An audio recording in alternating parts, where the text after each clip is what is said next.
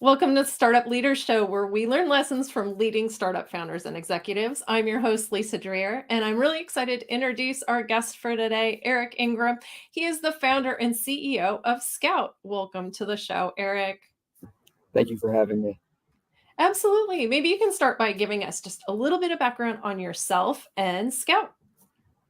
Gotcha. Yeah, I have a pretty varied background.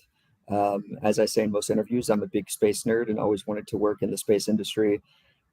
Educationally, got I went to school for physics and electrical engineering. I got a bachelor's and most of a master's degree, and then went into the space industry, working for initially an asteroid mining company as an engineer, where I found out I was a terrible engineer.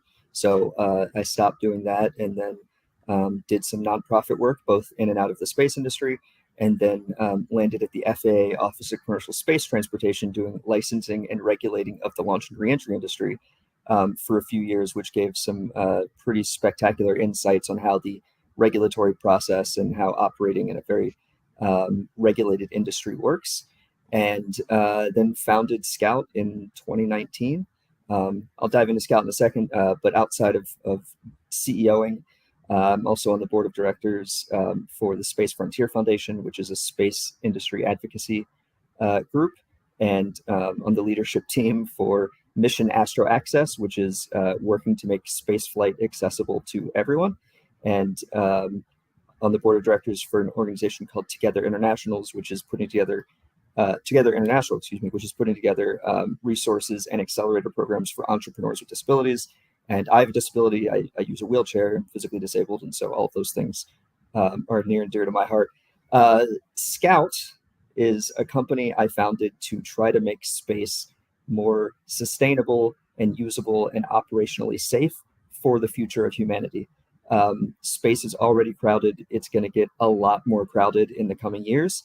We will launch more satellites in the next few years than the entirety of humanity's history leading up to it. And that changes the paradigm of how operations in space need to happen. So Scout is developing vision systems and services that go on board either customer satellites or our own satellites that provide them the vision capabilities for relative navigation. So you can think like autonomous vehicles navigating for themselves with sensors and software. We're developing that, but for satellites, and also developing what you could think of as traffic cameras for space. So satellites that monitor the stuff revolving around the planet, and making sure people are following the rules of the road and watching out for space junk and the occasional UFO and all that fun stuff. Wow, that is amazing. That sounds so exciting. And I mean, just your background is amazing. So thank you so much for being here today. And we really want to start by having you talk a little bit about what you found are the biggest keys to your success so far. So this is kind of a two-pronged thing. It's, well, maybe three-pronged if you think about it. One is networking. So the biggest thing I did before ever starting my company is I spent a decade building up my networks and contacts and relationships in the space industry before I ever leveraged any of them. I just did it for the sake of networking, for building my network, for getting those contacts. Now I know hundreds of people in the industry and many different companies. Some of my peers who I went to, I went to the school around the same time as them. Some of them are leading other companies and serving in higher positions elsewhere.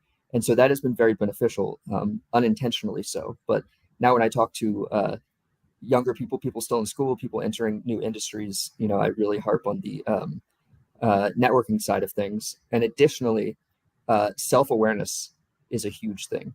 And that comes into play when you're building your team. So being truthful about my skills and lack of skills has been very useful. I'm not a very organized person. I'm not a very structured person. I'm not good at making rules and then following them, let's say. So amongst the first people I hired for the company were people that can do that. I got an executive assistant because I knew I would not be functional if I didn't have that help. And then a COO was amongst the first hires as well to help build that structure and organization and things like that that can help me stay in my own guardrails and help the company be more stable as it grew. Right, right. I think that we often know what some of our weaknesses are and can be somewhat self-aware, but are there any things that I guess you didn't know, any areas where you didn't know you had weaknesses, but you, I don't know, used a mentor or somebody else to kind of help figure those things out? So I'm generally good at interacting with people, but I found in managing others and being a leader of an organization that interaction style is different, and the things you need to say and the way you need to approach different people are different because everyone is a unique human being.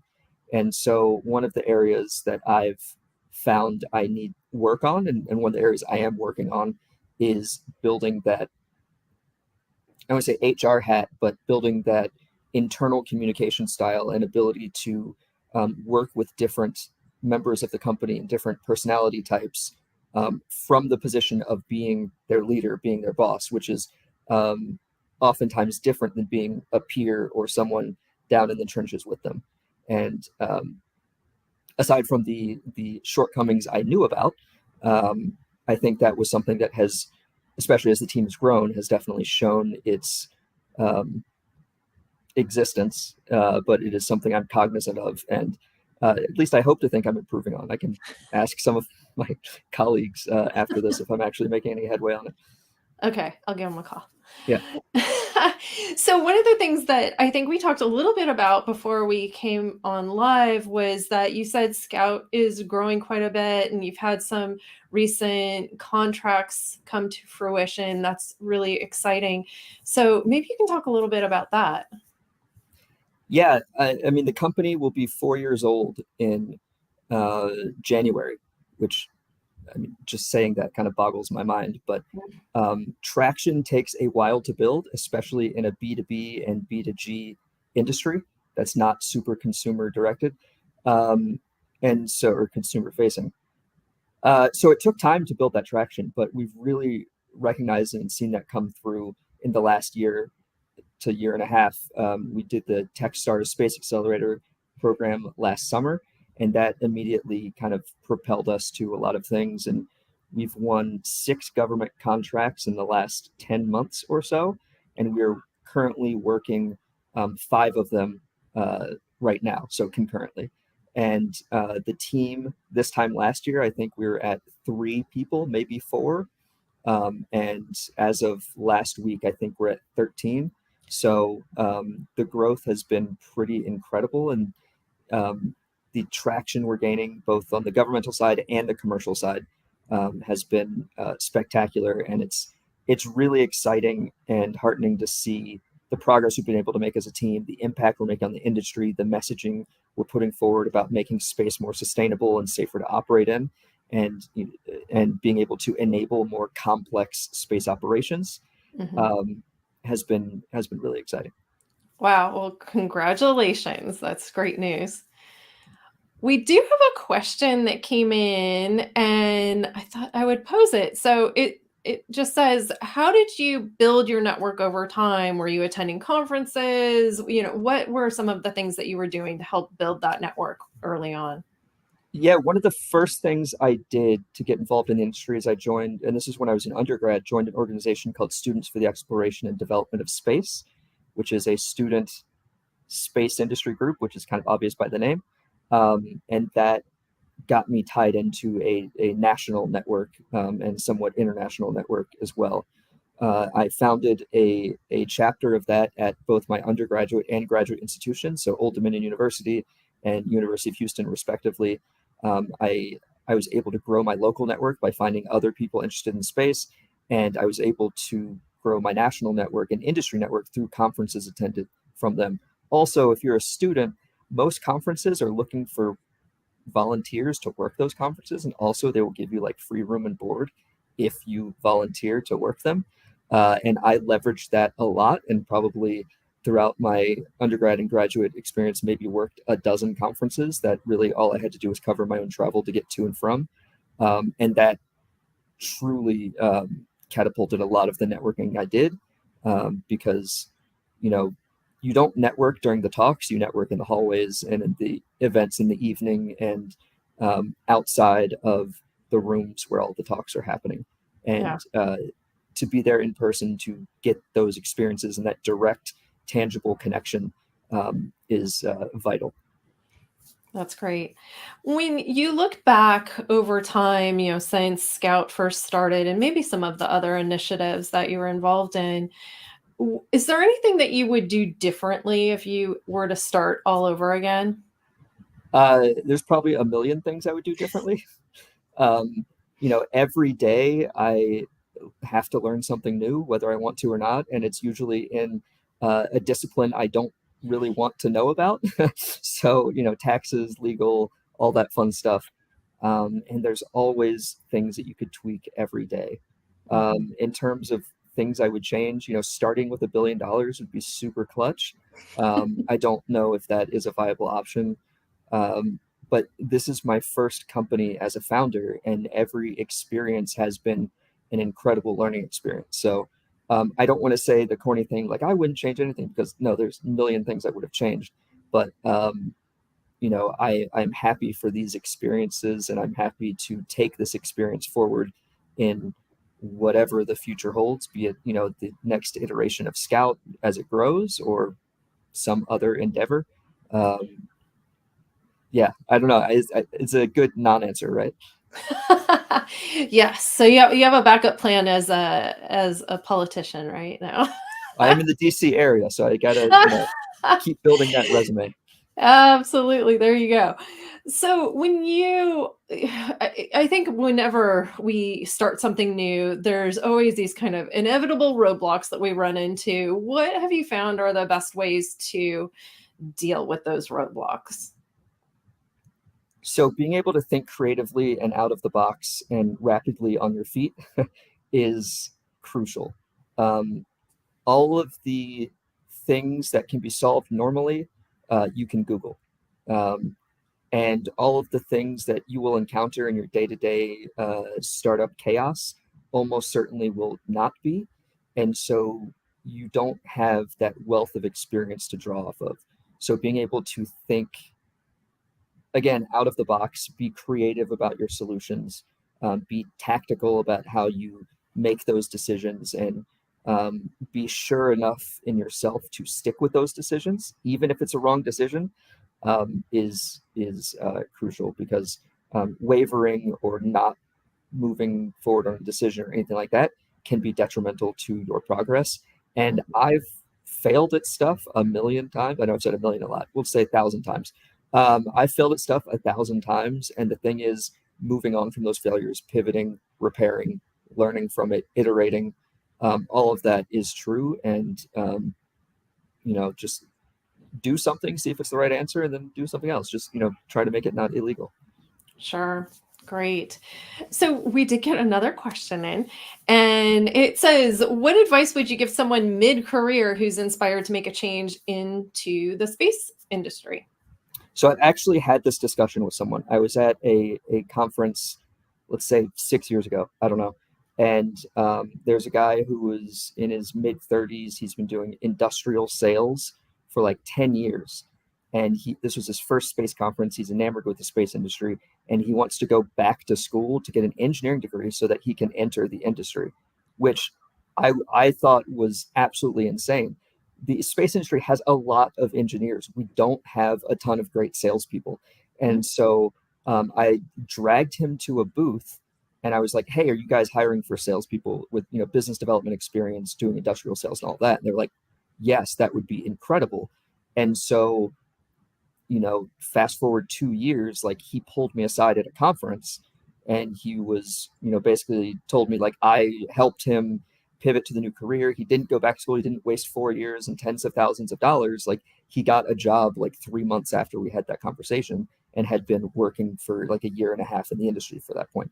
So one thing I would say is look at what your skill set is and find out how you can apply them to the industry you're interested in. This isn't just space industry specific, because every industry needs every kind of skill set. We don't just need engineers. We need business people, statisticians, legal help. We need policy people. We need graphic designers because, it's hard to sell space without being able to see it. And a lot of stuff we do in space, you can't really visualize too well. So Yeah. that's incredibly useful. We need custodians. We're building space hotels, so we'll need people in hospitality that will be able to manage and run them. Mhm. So that's what I would say. Like, don't necessarily change everything you're doing. See how you can apply what you're doing to the new industry. That is such great advice and is absolutely true. Every single company in the space industry needs every single role, whether that be, like you're saying, accounting or, whatever. It could be any department. They have the same departments that every other company has, and they need support in all of those areas. So that's great advice. So, thinking of other founders, if you could give other founders one piece of advice, what would it be? Founders, one piece of advice. See, I prefer to give them like 10 pieces of advice, but Okay, well, no, I can't think of 10. I'm just trying to buy time for myself here. Um, be passionate about what you're doing. I'll give them two pieces of advice. Be passionate about what you're doing. So, um, I am fascinated with space. I'm obsessed with space. This is an industry I've always wanted to work in, and that drive is important for the bad days, because you will encounter bad days, and the more early on your company is, the bad days will outnumber the good days. So having that drive to push through is vital if this is something you really want to do. So make sure you have that drive if you're starting this journey. The second thing is know when you're failing and admit to yourself when things are failing or going wrong or anything like that. The last thing you want to do is spend years, months, or years of effort and energy and money and time of your life on something that might be a dead end. mhm. Um, so, that's kind of that be honest with yourself sort of thing. I've, tested the market with several different things that haven't been Scout. And getting that learning quickly and utilizing it and leveraging it and knowing what is useful and what isn't, and what is good and what is not, is important. And having that transparency with yourself and being honest with yourself about that is crucial. Excellent. That's great advice. So I want to end with one last question, and that is if you could make one prediction about the future of the space industry, what would it be? So space is going to be increasingly intertwined with normal life. We are more and more reliant on space infrastructure every day. If you look at things like Starlink internet service, GPS, um, uh, Earth weather data, all of that, almost that is from space. And you'll see more and more of that as we become a more technologically advanced civilization. And with that, we need to be proactive about how we are maintaining that ecosystem and how we are preparing to operate in it for the long term. So here's my plug for my company here in that we're positioning ourselves to be the primary in space data provider for knowledge of what's going on in orbit. And we're ahead of the curve because we need to be proactive about this and not reactive. We don't want to end up in a world of Wally, right?